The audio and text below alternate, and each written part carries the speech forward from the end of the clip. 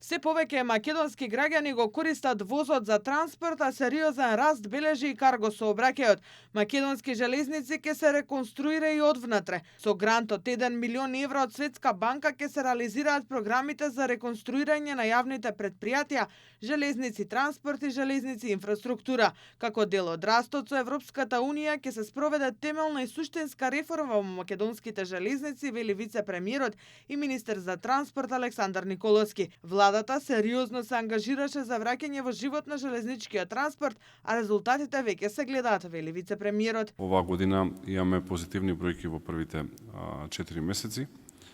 Имаме раст и во бројот на превезени патници и оно што е особено значајно и што мене многу ме радува, сериозен раст на карго сообраќајот, нешто што е срцевината на економијата и нешто што ни е вонредно значајно. Во таа насока заедно со Европската унија работиме на планот за раст. Македонските железнички предпријатија добиле помош во 3 системски клучни столба во реконструирањето и зајакнувањето. Старите и дотраени работилници со алати од пред 3 децении ќе бидат заменети со нови.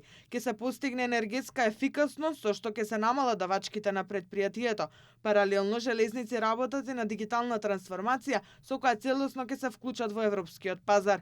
Поентата е да не бидеме само оператор кој ќе спроведува од една точка до северна кон јужна или во спротивно, туку изминатите месеци македонски железници транспорт, иако ја имаме дневната оператива, ја дигнавме на стратешка платформа соработката и со Лука Пиреј, и со Лука Солун, меѓутоа и со сите клучни оператори на коридор 10.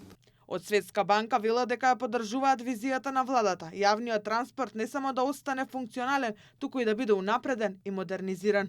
This modernization and the transformation of the company, it will also be very much in line with the commitments through the EU accession when it comes to the railway sector. So that's something that will clearly be a transformation of the sector as a whole. Владата ќе набавува нови возила, во план е набавка и на 5 електрични локомотиви. Првата линија од градскиот воз е во финална фаза, од Зелениково преку Драчево до центарот до крајот на годината се очекува да биде познат изведувачот и за другите 2 линии. Интензивно се гради и втората делница од коридорот 8 од Белјаковце до Крива Паланка, а за третата конечно се откочија работите и железничкиот тунел ќе се гради заедно со Бугарија.